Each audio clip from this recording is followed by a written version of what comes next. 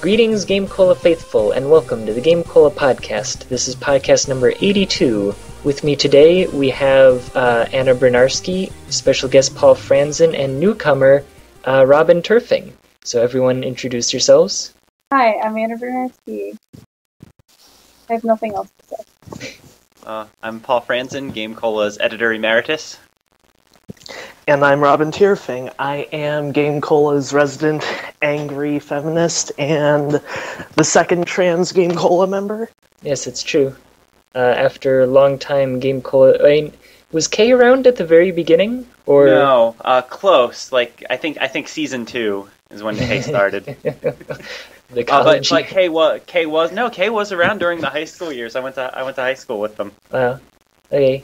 So yes, we have an interesting crew. We only have one of our usual crew here. Joe had to work, Diana wasn't available. And before we started the podcast, we were about to talk about some plans that are currently in the works of getting a GameCola Blood Bowl League going. Robyn, do you want to explain Blood Bowl? Yes. So, you've heard of fantasy football, right? Yes, it's sadly lacking in fantasy. Well, Blood Bowl fixes that.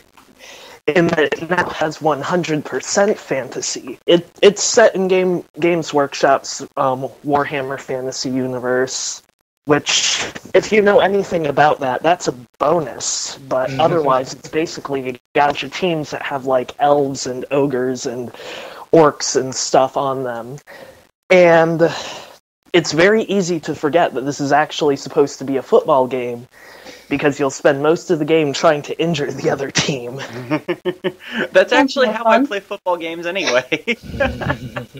There you go. Yeah, that sounds great. I was gonna say, I was expecting this to be like a real-time, like Madden-style, football game, but apparently this is more turn-based than your average modern football video game. Yeah, it's a turn-based strategy game, which I thought I included in the review, but nobody read that review anyway, so...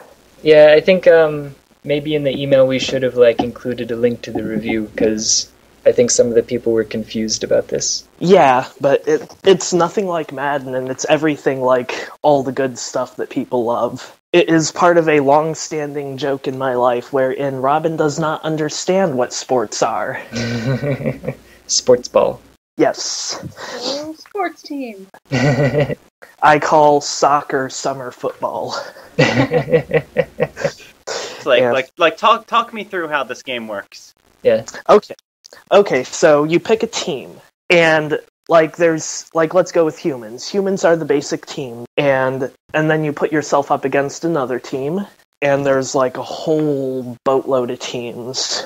You do kickoff, and then whoever gets the ball has the ball, and if there's turns switch based off of either time, making everybody do all the actions that their team can do, or if one of your players fails a roll or gets knocked down. Like if your player tries to pick up the ball and fails to, your turn's over.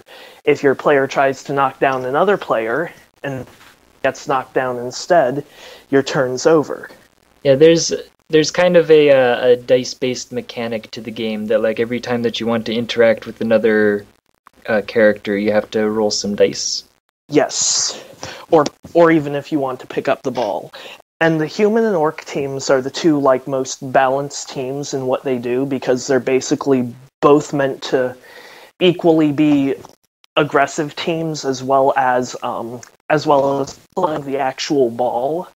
But once you get into other teams, they start doing weird things. You've got the Chaos team where all their team members are basically blank slates that you customize. Or you've got Elf teams that are all about dodging. Or you get even stranger teams like Halflings and Ogres, where their whole thing is with the Halflings losing, although they can technically throw their own team members. And Ogres focus on this style of gameplay even more so. And then you've got Goblins who focus on throwing as well as illegal secret weapons. Like when Robyn says that there's a large number of teams, there is a significant number of teams. Yes. It would be possible for every GameCola staff member, I want to say past and present. Hey, all right. that was good. That was on my list of questions. To pick a team, and there would be no overlap. And yeah, essentially, I'm currently just fishing for people, so it's going to be like there have been like maybe 4 or 5 people showing interest, and that's cool. But it would be nice to have more, because the more players, the larger the league. The larger the league, the more ridiculous stuff occurs.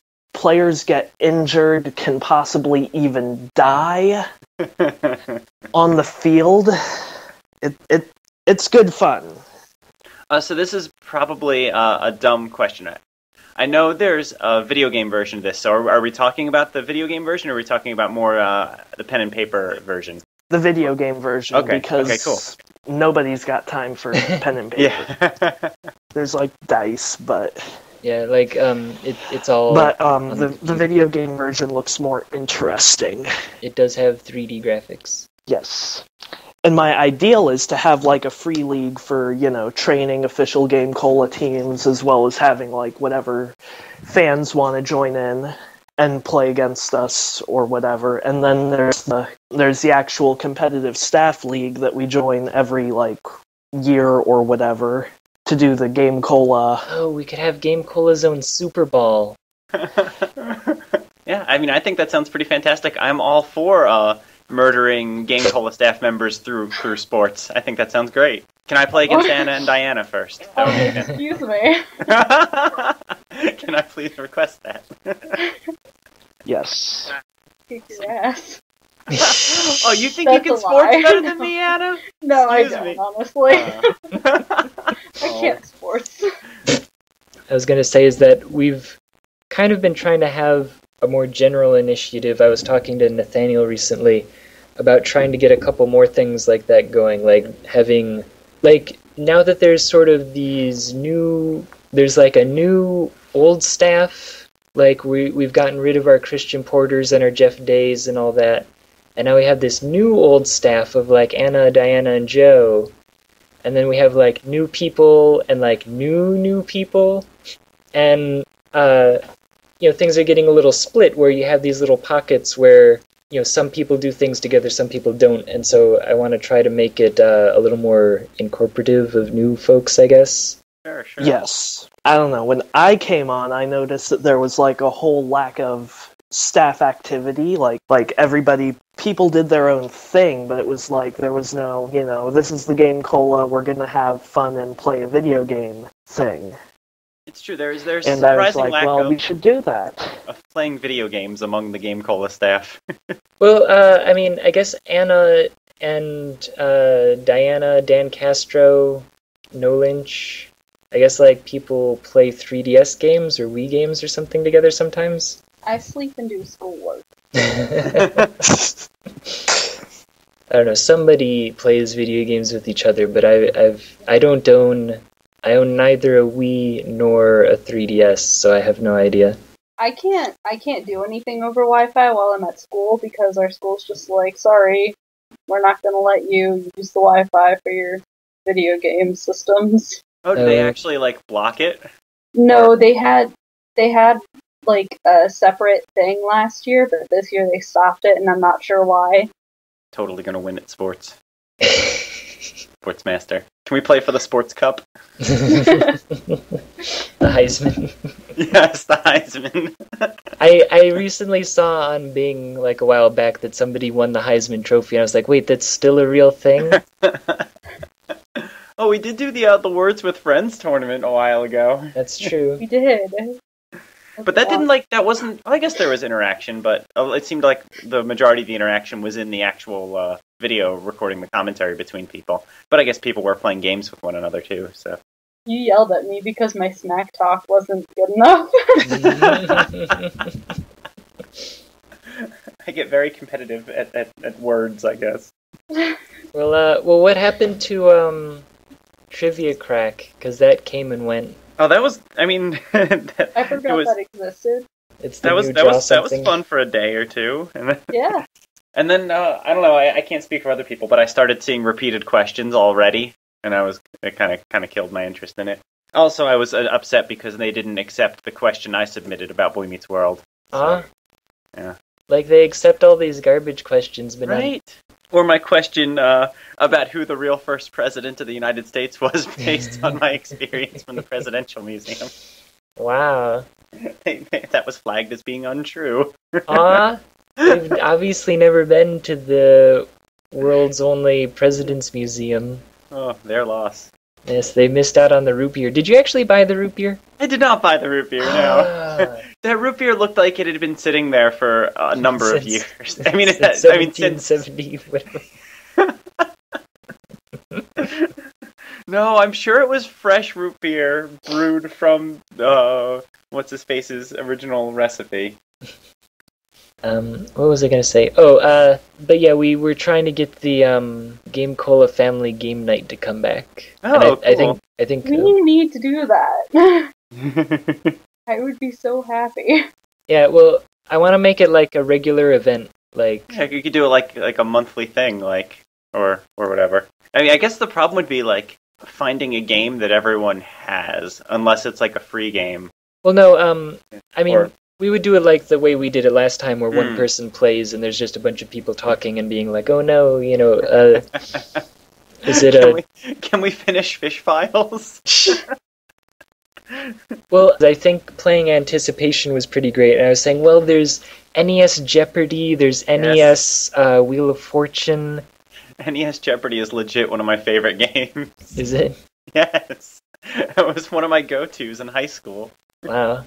I mean, okay, but what are some other, like, game show style games for NES or Super NES? Well, there's like 18 different versions of Jeopardy, if that helps. That's true. So how about Sports Like Jeopardy? all of I have that them. on Genesis. No. Like, I remember... Hold on. I think there actually is, like, a family version Wheel of Fortune. I think there might be like, there's Family Feud on the Super Nintendo, which is like the most impossible thing in the world to play by yourself. Hmm. You could play Clue for SNES. That game doesn't suck. I kind of hate that game. And I don't know why I bought it. I'm trying to think. Because, like, it's kind of tough to play Right. as a group, Yeah. like a platformer. Well, I think you're onto something though. If it's a game where like people take turns and it's simple enough that you can like tell the person who's actually controlling the game what you want to do. Yeah. Like I think there's like Wheel of Fortune I think would be great for that. Jeopardy might be a little more difficult because individual people have to buzz in. Hmm. But Wheel of Fortune is just you take turns. Hmm. I think also adventure games are still kind of fun for this concept too. Oh yeah, that's a good point. Especially if it's one that like nobody has played before. Like if you go on the Adventure Game Studio website, there's a million different free games you can download there, just like made by random people. Yeah, and they'd probably be like, I got Cross Stitch Casper as a review title a while back, and that was like something that would be playable in an hour or whatever. Yeah, that's exactly. I mean, they actually have a category for games that are like an hour or less. So Oh, cool. yeah. Or, for that matter, random games on itch.io. Can you please play the John Cena romance game? That would be pretty What? fantastic.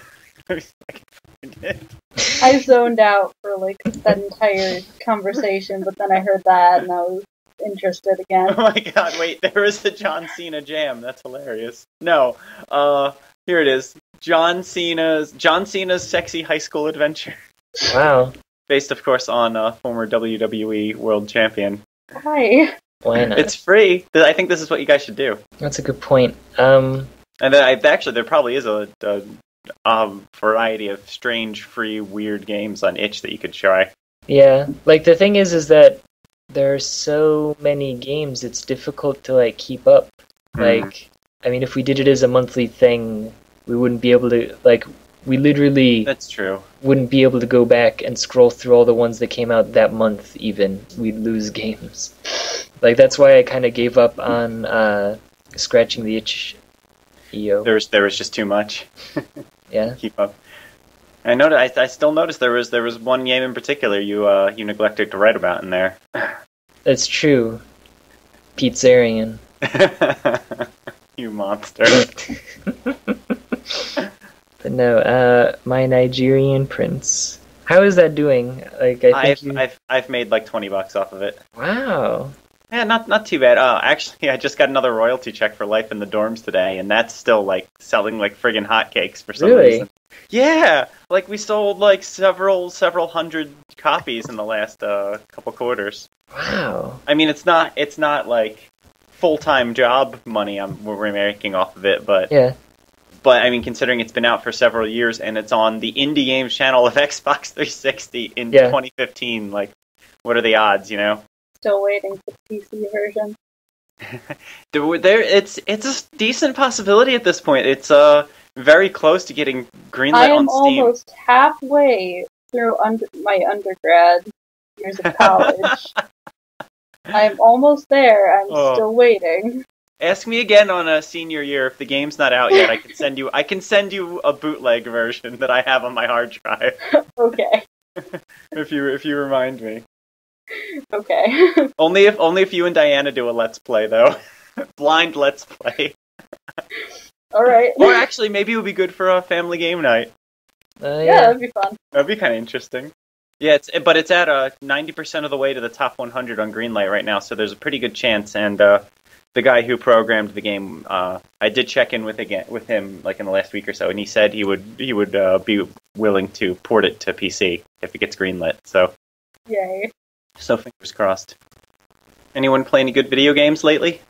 For a while, I was playing Dragon Quest V for the Super Famicom in the original Japanese to sort of practice my Japanese skills. I didn't I enjoy a good like old school RPG, but for some reason this one's not doing it for me. Like, is it because it's not good? Well, like, not good is never something that's held me back from an old school RPG. But I don't know what it is. Like, maybe it's too advanced. Like, it is on the Super Famicom. It's too new for you. It is, and I don't know. Are you one of the psychopaths in GameCola who doesn't like Chrono Trigger in those games? I like Chrono Trigger.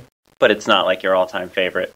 I guess I feel like it gets too much credit. Like, people like it too much, and I'm like, okay, guys, you can tone it down. It was good. You know? Didn't we have a whole podcast about your favorite RPG isn't that great or something? Yeah, that's what I was thinking about. I remember distinctly listening to a podcast where everyone was talking about how bad Chrono Trigger was, and it was very, very upsetting. Not quite as upsetting as the one.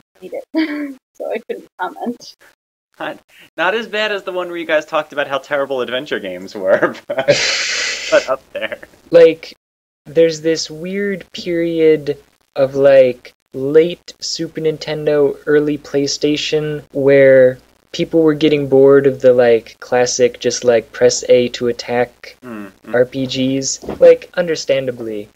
But for some reason, instead of, like, well, let's have, you know, a good story, decent graphics, they were like, let's go, like, super crazy with this battle system and make sure everything's, you know, so wacky. And, like, Chrono Trigger is just below that. Like, it sneaks in where it's still a good game, but it kind of has all these little hints of, like, things that I don't like that sort of keep me back from being, like, super huge ultra fan. I'm not sure what it is about Dragon Quest V that isn't doing it for me, though.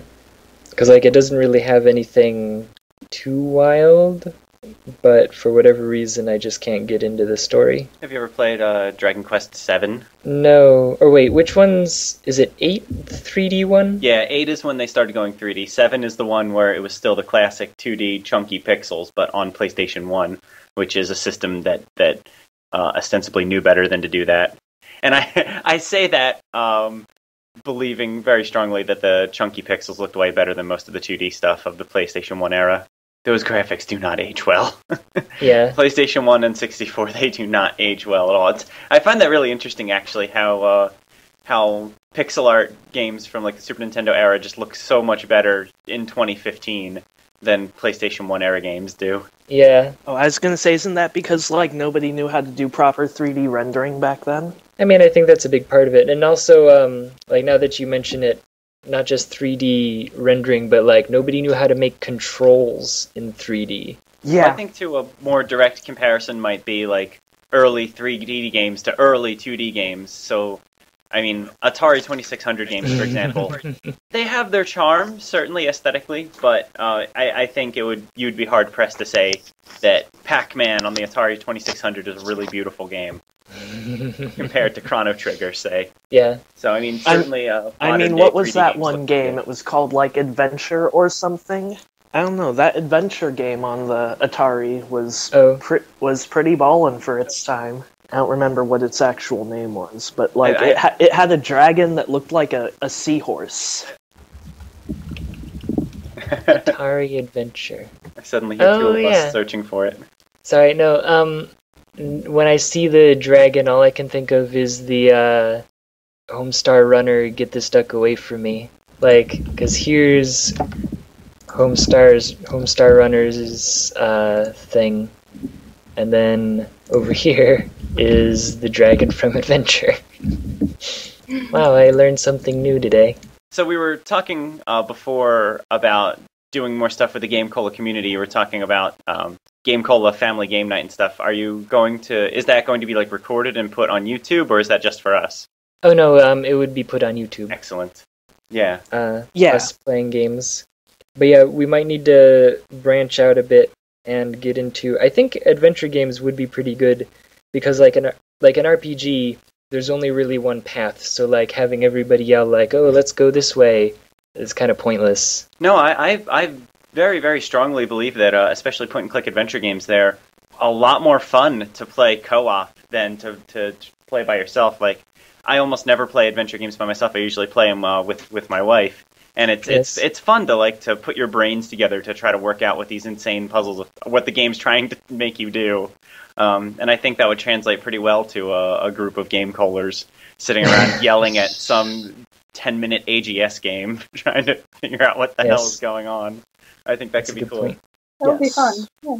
But I also think NES Wheel of Fortune would be great too. So a lot of strong possibilities. Trivial Pursuit from like one of the old computer versions.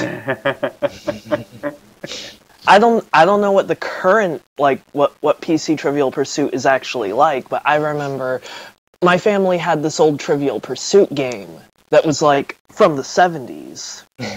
So it would harken back to like a lot of its pop culture and sporting events came from the 60s. Yeah. My stepfather is 50, so he was just around long enough to learn about that stuff. Yeah. My mom has no idea. My brother and I have no idea. So it's like basically to try and win the sports piece and the pop culture piece is like shots in the dark until it's like, what's that classic line from the end of Casablanca? Oh, okay. A friend of mine was trying to play through the original Leisure Suit Larry games. Oh, and but the thing is that in order to play the game, it needed you to prove that you were over 18, which is over 18 like 20 years ago. So it had all these questions that's like, to prove your age, like, here's something about Gerald Ford. You can't see it, Jeddy, but I was actually dancing in place because I was so excited about the Leisure Suit Larry software protection thing. Age gate. Yes. I played that. I played the older Leisure Suit Larry games for the first time like a couple of years ago, and I was like, what the hell? Yeah, it's like you have to answer questions about like politics and history that they assumed kids in the 1980s wouldn't have been able to get, and I mean they didn't have internet back then, So I guess I really wish I could pull off something like that today. Yeah, I think that would be interesting though. I think weird old PC games might be a good area to mine for Family Game Night too. I just learned today, this week about a spin-off Where in the World is Carmen Sandiego game that came out in the late 80s. Where in North Dakota is Carmen Sandiego? It was an edutainment game that the company actually made specifically, like, in conjunction with the North Dakota Department of Education. Wow, it has a Wikipedia page. Yeah, no, it's a real thing. Like, how big is North Dakota? I think there would be some entertainment value in GameCola staff members trying to work out this stuff together without the use of the almanac that comes packaged with the game. Wow. Or for that matter, just like Oregon Trail, stuff like that could be fun too. Like, there are a lot of games like that where you can have multiple people just kind of putting, like I said with the adventure games, just kind of putting their brains together and cooperatively trying to come up with the decisions of how you move forward. I think there's some potential there. Should we go hunting or should we go hunting? Shoot me some squirrels. How many buffaloes should we bring back this time? Yeah. All of them. I'm picturing a scene where we're like, there's like 5 people debating, okay, what should we shoot? And then by the time we're like, okay, we're going to shoot squirrels, like the scene is over. Yeah. And we brought home 0 pounds of food. With regards to Oregon Trail, there's a game on Steam called The Oregon Trail. I've heard of which that, is zombie apocalypse. It's zombie apocalypse Oregon Trail. Wow. You have to get from Washington D.C. all the way to Oregon for some reason. Your characters can like get bit by zombies, and they slowly turn, and you can just like choose to execute people at random too. But like when you know someone's been bit, you're just like watching them slowly turn, and it's like, do I kill them now, or do I run the risk of them turning but still keep an extra body around for doing stuff? Oh, I'm picturing the possibilities for this. Like, you name the characters after the people who are in the call, and then you have to decide, okay, are we going to kill Jeddy? And Jeddy's like, wait. I have something to say about this. I hope someone's writing these down. I think there's some really fun ideas here. With regards to taking people through adventure games, somebody who actually knows what they're doing should be playing them. Like, don't just blind pick an adventure game, because what if we get lost for like 8 hours? Well, that's why we pick the shorter games. Although I guess there's still the possibility. I mean, when we did Fish Files way back in the day, we played it for like 20 minutes, and I don't think we accomplished anything. So I think we did find a person who had a lot of Nazi paraphernalia in the room and talked to them for a little while. Oh yeah. Well, we also met like fake Mulder and Scully. And I'm really liking this idea, Jeddy, both as a possible participant and as someone who would just sit around and watch these goofy videos. I've always felt that the multiplayer Let's Play videos, I always find it more interesting when there's more people than it's just one person sitting around playing a game. That's a good point. But if there are more people that had current gen stuff, I'd be like, we could also do GameCola Dark Souls, but... Oh, what was it? Oh, okay, so that's what I was going to say. I was going to say, if we can't get a number of people to play Blood Bowl, I keep thinking that we could have a GameCola staff Monster Rancher tournament. Okay. I'm all for that. I love Monster Rancher, but the technology for those games is dead. Well, okay, but the thing is, all we would need is... I just need to know if Monster Rancher emulated can properly read a CD in the CD drive. Like, that's all that we need, and then we can just send the ROM out to everybody. And you can do 2-player by loading the memory files. So you could just like send the memory files, like both of them could send the memory files to me, and then they would tell me what to do, what attack to choose, and I would put it in myself. And we would have, multiplayer battles of sorts. It's starting to sound a bit like playing chess through the mail. Yeah. Interesting. I don't know, I think we could make it work. Maybe. But would we play Monster Rancher or Monster Rancher 2? What about another Let's All Play video, too? Oh, like the Crystalis one you guys Crystalis? Did. Yeah. I think there's been some interest in that. I'm just not sure what game we would play. Right. Like Blaster Master, or... I thought about doing that with One Way Heroics, if that game ever goes on sale again. Because the whole idea with One Way Heroics is it's this adventure game, right, where you can only go in one direction. Okay. And going in that direction takes up like a turn, and then and as you go in that direction, the screen keeps going. Because the Demon Lord's darkness is devouring the world. And after, moving, 5,000 spaces, the Demon Lord appears, and he's like, I'm going to kick your ass now. And you either run from him long enough that he goes away, or you can fight him and try to beat the game. And if you, fight him and beat the game, you win. And if you run from him, he'll just come back. And I'm thinking, okay, we can get some people who've never played this game and who have no idea what they're doing. Yes, the best. They pick their adventurer class and go through, and whoever beats the Demon Lord first wins. And each session of the game basically takes 5 minutes to beat. So it's not you're getting on board for a 4-hour RPG here. Oh, yeah, that's kind of a good point, because that was a bit of an issue with Crystalis. Even trying to get people to the the first part of the game was kind of an issue. Yeah, and some people didn't realize you couldn't defeat certain enemies at certain levels. Yeah. And other people didn't know what to do with that wall behind the Elder. Yeah, and just kept going back there. It was oh, with the wind I can destroy this thing now, so I'll destroy it. No, you need the fire. I'm trying to think of what other games would be good for that, because I guess most are there any under an hour NES games, excluding speed runs, I don't think so. We could do a run of the of that one Teenage Mutant Ninja Turtle games where everybody loads up a save state where they have to go into the dam, and whoever can disarm all the bombs in the dam first wins.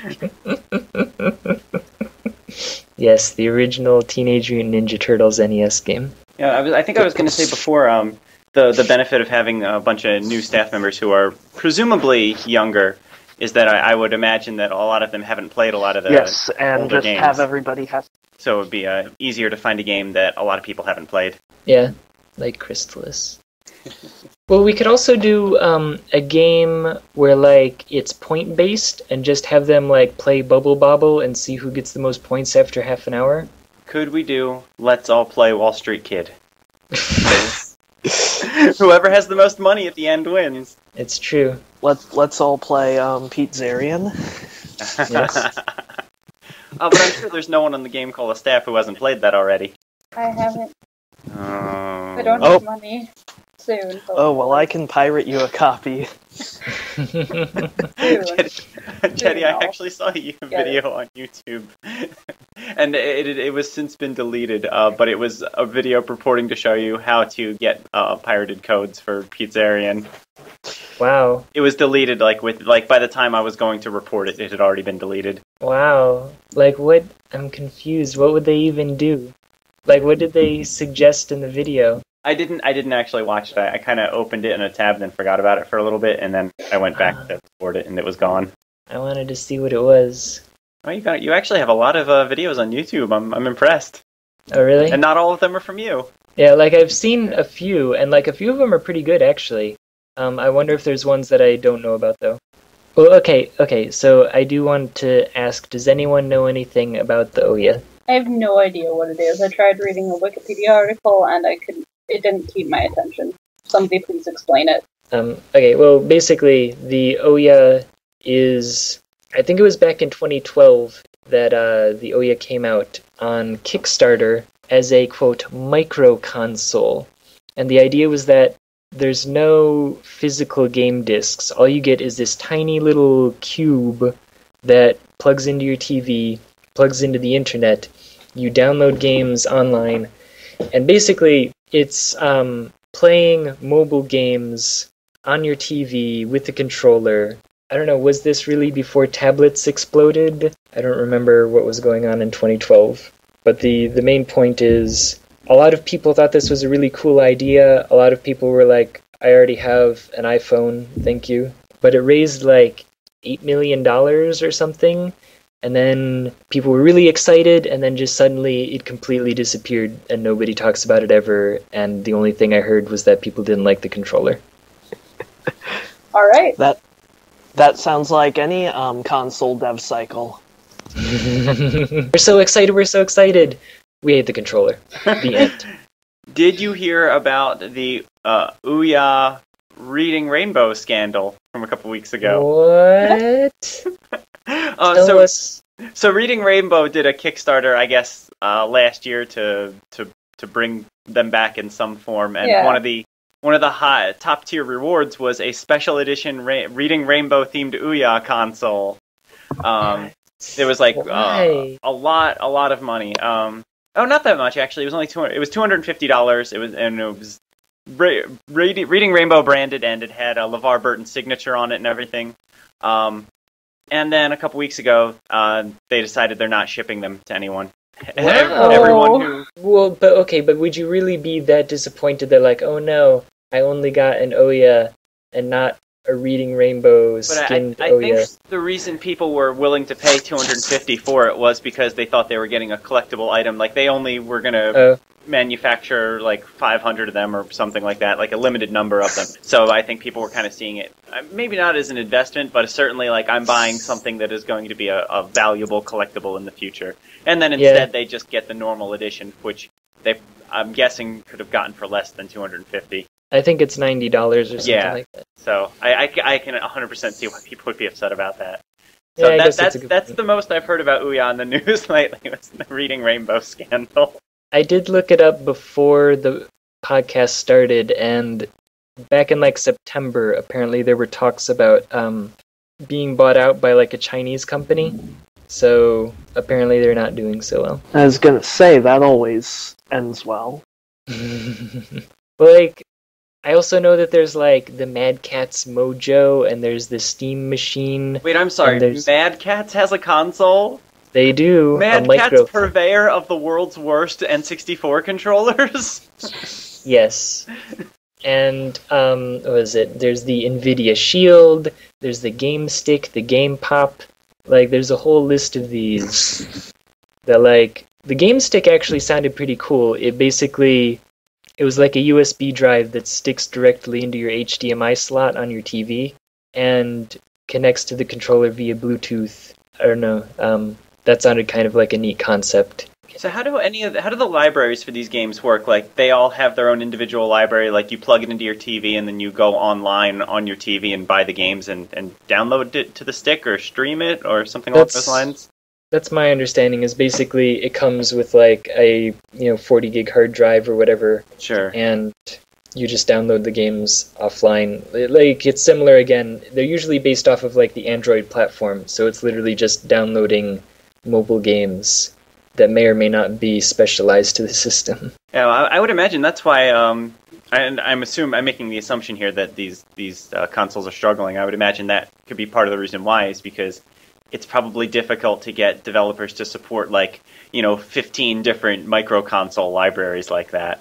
Yeah, I mean, I guess the thing is, again, people don't want to buy it because they can already play. And apparently there are even ways to get your iPhone to like stream to the TV and to plug a USB controller into it. So why spend another $100 on another thing that does that has fewer games? Well, if that matter, if a lot of the games are also on Steam too. I mean, people like their Steam libraries, and if they've already bought the game for 98 cents in a Steam sale, they're not going to want to buy a device for their TV so they can purchase the game again and play it there instead. Yeah. I wonder if Steam would ever consider doing something like Itch.io does, where you can pay more if you want to. Like in the form of a tip. I wonder if Steam would ever consider doing that. Yeah, I don't really know, because I know like there's been talks that Steam has like some sort of weird plan for the future after Greenlight, like that they're trying to shut down Greenlight and move on to something else. But I'd be curious to see what that is, because like we already know how XBlig went.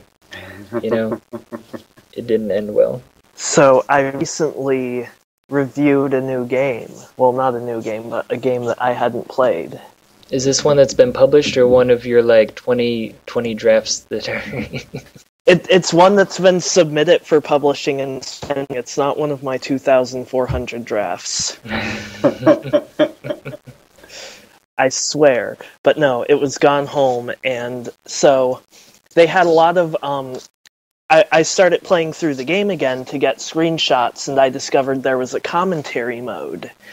So I read the commentary mode, and it turns out they got the lead singer from a popular Riot Girl band from the 90s to comment on it, because they used a lot of this band's music in the game.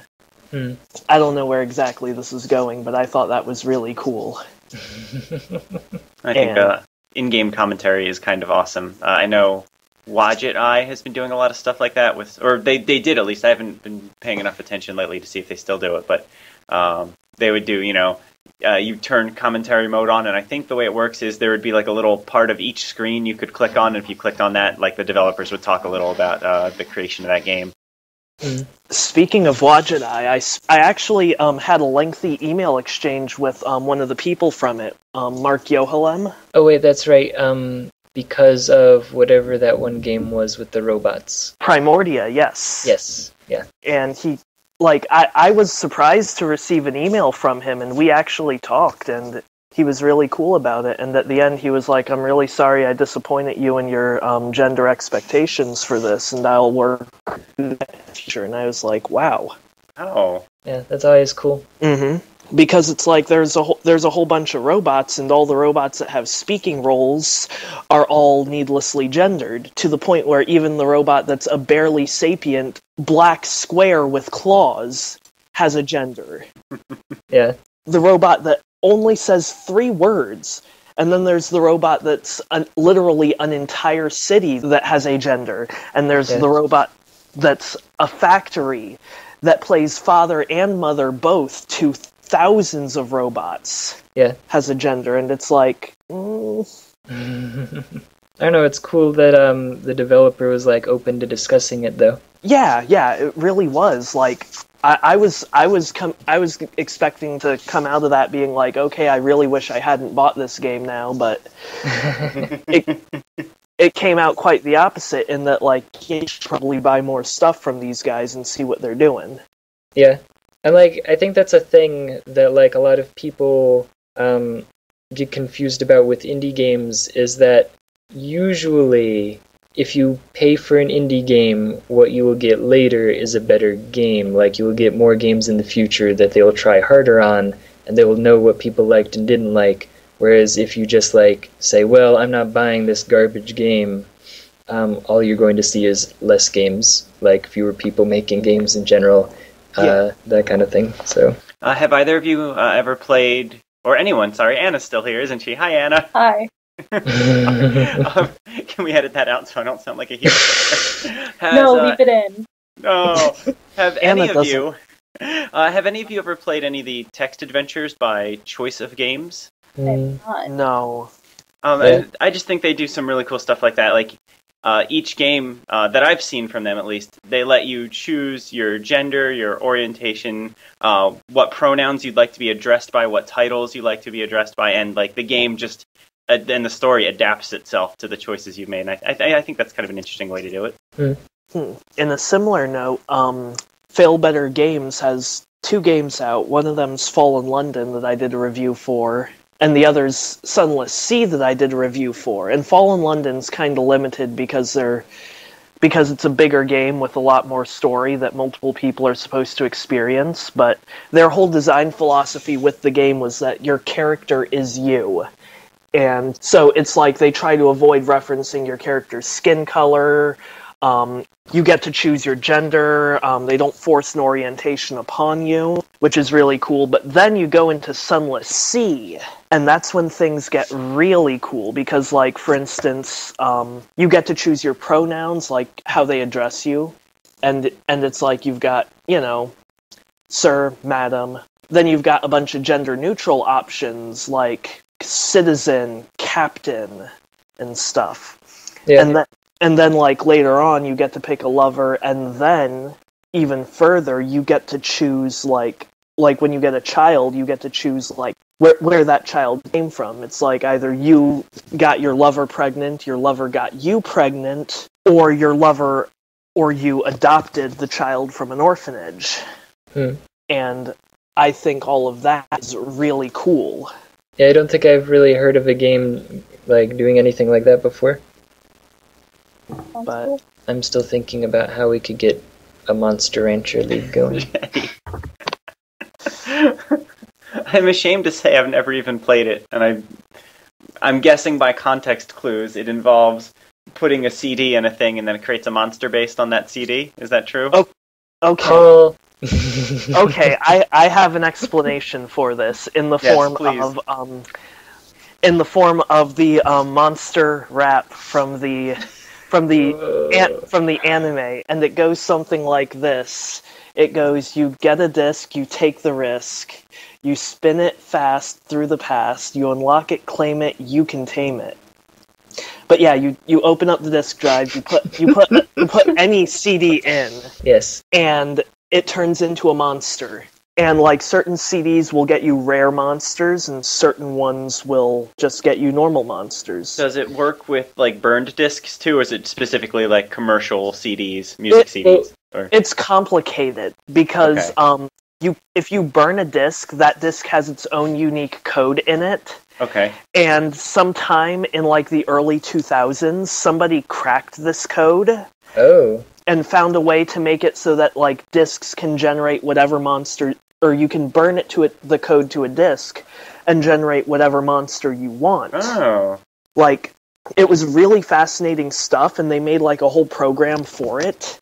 And I will admit, for Monster Rancher 4, I made extensive use of this because like I wanted the really cool Durahans and the really cool other monsters, because there are these special monsters that aren't mixed with any known monster, and they look like way different. Like Durahans are these suits of armor, and if you mix them with other monsters, you get like suits of armor with that monster's aesthetic to it. But then like the unknown ones, you'd get stuff like Japanese Kabuto armor and Oh yeah.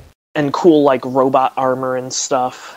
Yeah, like in the original game, the only one, like for me, I would put in, tons of CDs and I would only get generic things. Maybe occasionally I would get something kind of interesting. But apparently you're supposed to be able to get Santa versions of everything if you put in Christmas music. I guess I was picturing burning the GameCola podcast to a CD and trying that. Yeah. Like specifically even this one where we talk about Monster Ranch. It's true. So yes, my thought was trying... Because see, I was, I'll admit, I thought briefly about Pokemon, and I was like, that's way too mainstream. How can we still have our Pokemon League, our GameCola Pokemon League, without the mainstream? And I was like, I know. Monster Rancher. On a related note, there's also we could also do Digimon World. Oh, is there a Digimon? Because see, okay, and I did also think about trying to get Digimon. I have like a first generation Digimon and like a third generation Digimon, like the physical thing, but it's like, yeah, nobody lives in Florida. I could maybe go see Joe. You could go see me. Oh yeah, that's true. There is one other GameCola staff member in Florida. There were 4 Digimon World games for PlayStation, not counting the card game. And the first one was the best. The second one was alright. The third and fourth ones were garbage. But the first one was like a true Digimon raising game where you walked around File Island and you had to recruit Digimon to your city, and you had to raise your Digimon to get them to certain levels so they could Digivolve properly. Wow, how did I never know about this game? I don't know, because like it was the game for me for like a long time, and it still kind of is. And like and we even talked about this. Yeah. They cracked the code for how to Digivolve to Hercules Kabuterimon. Hercules Kabuterimon, not Mega, because this was before there were proper Megas. And anyway, basically, yeah, they cracked the code for Hercules Kabuterimon in a Something Awful thread, and found out how to properly Digivolve, because before there was a Primus strategy guide, right? Yeah. And it allegedly told you how to get every Digimon, And then there was Hercules Kabuterimon, and they were like, we have no fucking clue how to get this. Like, that's literally it. There was, like, a bunch of question marks over the stats and care mistakes you needed to make. Yeah. So something awful got to work and data mined, like, all the data from the games, and they thought they found it. Yeah. And eventually they did. Eventually they got a Hercules Kabuterimon, but it took a lot of work. But it was really cool, because they did it, kids. They climbed the mountain. Yes. Sorry, I'm looking at the game facts for Digimon World. Because, like, again, part of the issue is that in order to do versus mode with some of these, like, really old games, you would have to, like, transfer the memory card files or something. Yeah. Well, a good thing about that, though, that is that, like, you don't need to have competitive modes. You can have, like, there be an AI versus AI mode, although, granted, the AI does not always know how to play the game. Well, but I mean, I've had some Digimon that are like, you get this one attack off and you'll win the game, and the AI's like, okay, we're gonna do every attack but that. I don't know, I mean, I would want people to be able to play with their own, things or whatever. I don't know, I think it's feasible, I think we could do it. And there'd have to be something to prevent, like, people from just, like, getting an ultimate level Digimon and being like, okay, I've got my Metal Greymon, so good luck defeating that suckers, I'm outie. Yeah, I did think, like, we would have, if... like, seasons or something. Well, if it was Monster Rancher, that I would say, like, well, everybody get a monster to, like, level, 20 or something, and then we'll have a league battle. Yeah, like, I mean, I imagine we do it like there's a season where it would be like, this season you're going to raise a monster, and by the end of it, who you have at the end of that season, no save states, final destination. Fox only. And that's another thing, because, like, well, more the save state thing, yeah, because it's prone to abuse. Yeah, I mean, I guess part of the problem that I have is that I wouldn't want people to be like, well, I played it, 4 hours every day all month, and then somebody else is like, well, I have school and work, so I played it, a grand total of 2 hours. Well, with regards to that, if you play it for 4 hours every day over the course of a month, at least with Digimon, your Digimon's going to die, like, at least 2 or 3 times, like dead. Like Digimon World is where, like, if you're playing for like 2 hours and your Digimon is still alive, that means you're raising it really well, okay, and you should be proud. Like, I've had Digimon that have died in rookie state, and it's like, why? We were doing so good. I don't know. I just think it would be fun. Like, I think that this is something that we can definitely find some way to do. Yes. I've also been thinking of, again, waiting for it to go on sale and picking up Talisman for a bunch of GameCola staff members and recording a video of us all playing Talisman. It's a Games Workshop board game where you try to cross from 3 regions to get to the Crown of Command, and once you get the Crown of Command, you try to kill everybody. And whoever dies from the Crown of Command does not come back. And part of the reason I'm thinking of like all these competitive games is because, like, we can have these little inter-office rivalries. Yes. Well, see, we need to call it a team building exercise, though. It's team building. I will crush you. Well, I mean, that's what I'm putting on my resume. Yes. Organizes team building exercises for GameCola.net. Yes. It will make things more spirited, maybe. Yes. I don't know, I mean, I do want to encourage, like, GameCola staff members to interact with each other, because, yes, again, there's sort of, like, small groups that do, and then there's sort of the new people who don't really know what they're doing. Yeah. So it would be cool to get some more general interaction between all of the staff. Yeah, like, I accidentally ended up on Q and Aim Cola. Yes. because I received the email that was supposed to go out only to the people that were participating, and somehow it ended up in my inbox too. Okay. Like, I got CC'd, so I submitted to it, and it was like, you're not really a contributor, but if you'd like to be, you can. And I was like, yes, let's do more GameCola things. Yes. But no, like, there should be, like, something, some way out there to suggest to, like, new staff members how to get involved in stuff. Get in the game. Cola. I'm trying to think, like, what are some historical, like, GameCola interactive... I mean, there was Versus Mode. I mean, we had the Words with Friends tournament.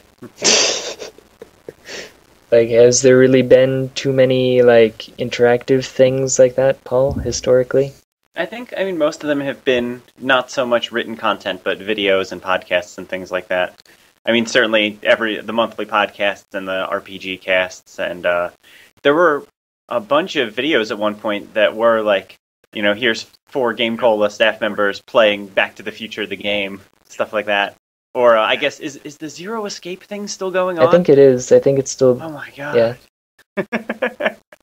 That was like 3 years ago or something that started. Yes. But stuff like that, I think the collaborative stuff has been traditionally more audio and video related. Yeah. And I think you and I, Jeddy, were talking about how Versus Mode was cool, but it's hard to adapt to the outside the mainstream focus of GameCola, of modern cola, because it would be challenging to find 5 news topics that both nobody knows about and everyone knows enough about to write about. Yeah, like, I mean, I was kind of thinking, you know, we could do more like the Facebook discussion topics, how those go, where it's like, I just choose something about, you know, indie games, or I just choose something about a classic game. Sure. But at the same time, that works on Facebook, where we have, you know, our 2,338 likes, no more, no less. Actually, it's been 2,336 lately, so we've lost... And see, I can't even say that we've lost 2 people, because we gain 1, lose 1 every single day. But on average, we've lost 2 more somehow. But yeah, basically, there's enough people to pick from on Facebook that if a topic doesn't, you know, appeal to everybody, it at least appeals to someone. Sure. Although, how do they do it in Jeopardy? Like, do they know what the people are interested in before they go on the show? Like, they have to. Yeah. I can't believe it's snowing again. Well, okay, and today it's literally like 81 out. No. You have to rub it in, Jeddy. Do you have to rub it in? We're in 20 degrees weather, and that is a heat wave. Yeah, it was like -12 last week. Yeah. For the first time in like 2 months, I had to turn on the fan in the garage because... yeah, it's hot. We are running out of room to put snow. Yeah, like, do you, like, throw it up on top? You have this, like, mountain of snow? We kind of do at the end of our driveway. That's kind of how it's going here. Oh. It's the benefit of working from home, though, is that I don't have to actually go outside in this miserable weather. I went out for the first time in a week a couple days ago, and I was just, like, dumbstruck by how cold it was. Yeah, today, high of 80, tomorrow, high of 82. Tomorrow it's supposed to be 3 degrees. Sounds right. Yay. Oh, and then Tuesday it's supposed to go back up to 22, and then 15, and then 8 by Thursday. I was supposed to run a race yesterday morning, and I couldn't get my car out of the driveway fast enough to make it to the race. Oh. Like, I gave myself, like, an extra, you know, half hour of traveling time, which the place was a half hour away, so I gave myself double time to get there. And I could not move my car out of the driveway fast enough. You should have just ran. Like, how do you even run a race when it's that cold out, though? I mean, I had like 4 or 5 layers on. I don't know, I bought a treadmill so I don't have to run outside in this weather. This was going to be my first time in months. It was fun coming home. There's a bit of a hill outside my house, and I actually, like, almost couldn't get my car up the hill at all. Like, I was almost stuck just living in the middle of the road for a couple of days. I blame you, Anna. What? You didn't warn me Ohio was like this. You said it was a spring wonderland. No! I did not say anything of the sort. You said, I believe the term was forever spring. No, you said that. I was the one who said Ohio was terrible. Oh. Well, how's your blueberry farm coming, Paul? Well, I mean, there aren't a lot of blueberries in the dead of winter. Sadly. But we have several gallons of frozen blueberries handy. Wow. That we picked at the end of the season. When is the season? The summer, I think. I don't know. I'm not actually a farmer. It's not my house. We're just renting.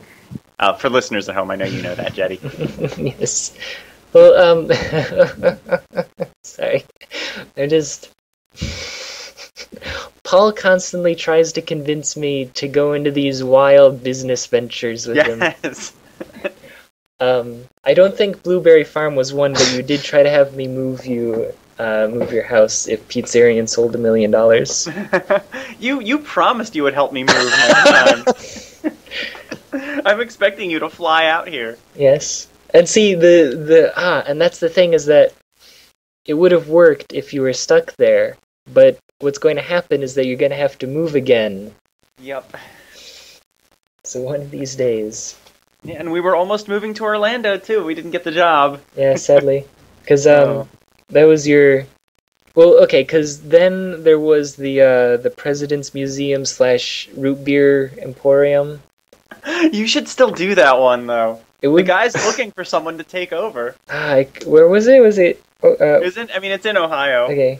And then, the latest one has always been the Adventure Room. And, I am a game developer. I could design a pretty good adventure room. For those who don't know, you can look up in your local city if there's one, where basically they lock you in a room and you have to find the way out. Yeah, the one we've done a couple of times is they actually chain you to a prison cell first to start. And you have to first, find the keys, figure out how to get the keys, get yourself out, and then there's just a series of 3 or 4 rooms you have to puzzle solve your way out of. It's so much fun. I liked the one you showed me that it listed the success rate, which was something like 10%. Yes. No, we've done it twice and we've failed both times. It was very upsetting too, because the second time we did it, our group had something like 6. There were 4 of us, and we had something like 6 or 7 graduate level degrees among us, and we still couldn't do it. Yes. I was the one who did not have any graduate degrees, but the other people did. Everyone else made up with extra. They're more than made up. I keep asking my wife to just give me one of her masters, but how many does one person need? All of them. Depends on what you're going into. Yeah, I know. Well, I know I do. It depends on how long you're unemployed in your given field. What was it? Yeah, so my current idea is Adventure Room / Barcade / President Museum / Root Beer Emporium. We were, and the arcade machines, they're supposed to be like indie games, right? Yeah. Wasn't that one of the ideas? Yeah, too? that's right. We're supposed to have an indie game arcade where, I would call out to different, indie game developers and be like, hey, would you mind? I'll give you, 30% of the, quarters or tokens or whatever that you earn. I hope you send them to them in a money bag, too, through the mail. It would cost more to send than it would. And then the other one on top of that would be making my own micro console. Which that one's all yours. I'm not taking credit for that one. Okay, that's my latest idea, is that, see, instead of being like the Ouya or the Game Stick or any of that, where they plug in and they go in through the internet, it would be more like the Super Nintendo, where you would actually... Don't laugh, this is a brilliant plan. I would sell to collectors who want a game console that's offline with no OS. You just plug in the cartridge and you play the game. It would be awesome. There is a certain amount of appeal to that.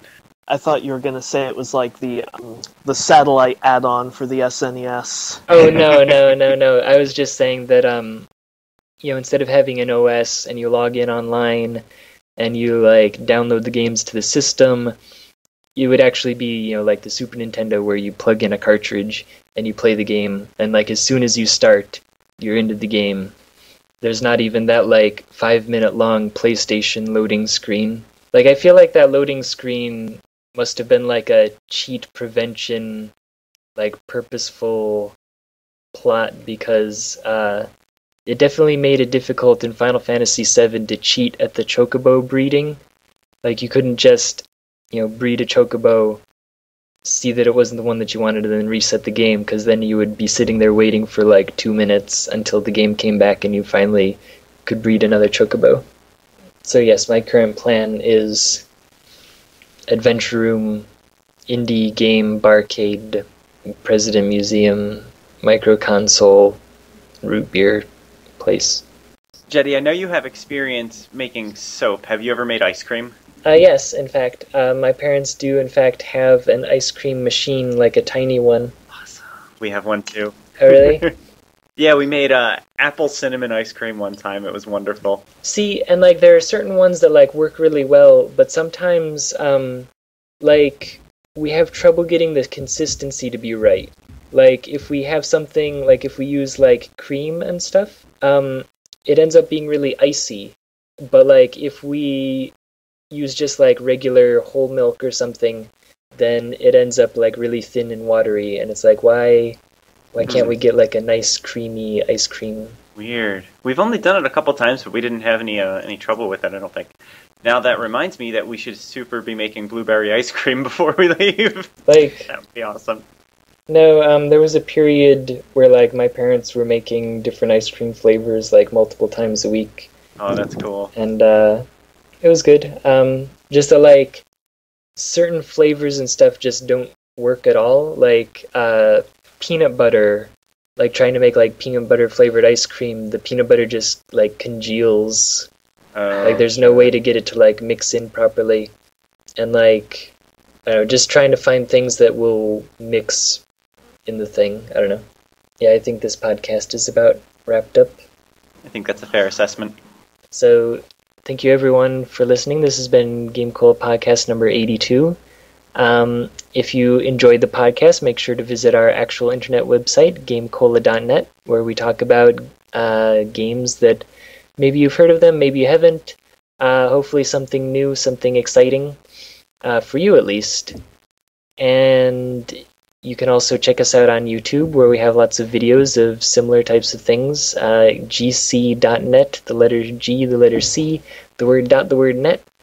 We're also on Facebook. You can like us and follow along as we do our daily discussion topics and all that sort of thing. We're also on Twitter. On Facebook, you can just search for us. Search for GameCola. On Twitter, we're at GameCola. We're also on Tumblr. Technically, I haven't really updated that in a while. If you liked this podcast, you can go on iTunes and rate us highly. That would be appreciated. And if you didn't like the podcast, then, just don't bother. I think that's about everything. Is that everything? I did also notice that GameCola's LiveJournal account is still active, if anyone wants to follow us there. Is it? I don't. Well, I mean, it still exists, I should say. Yes, I was gonna say, is it active? Well, didn't we find last time that there's a GameCola MySpace account? I could believe that. Well, I think it was for GameCola.com. Oh, yeah. It was for the fake GameCola. Yeah, feel the taste of fresh games. Yeah, no, the last time our LiveJournal was updated, 2010, which seems extraordinarily recent for LiveJournal, actually. What was the post? It was when we were launching the new site. Oh, wow. But, yes, thank you everyone for being here. Thank you everyone for listening. Thank you for hosting, Jeddy. Yes, so goodbye everybody. Bye. Bye.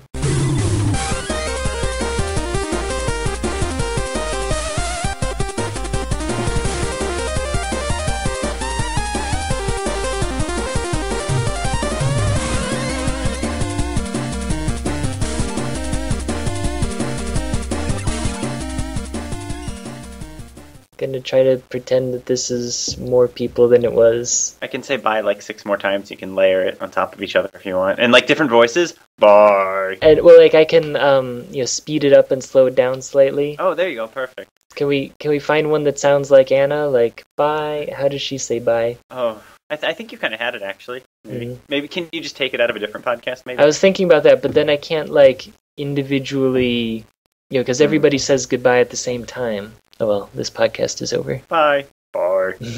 Bye. I don't know who that deep voice bye was that I keep doing. Nobody sounds like that.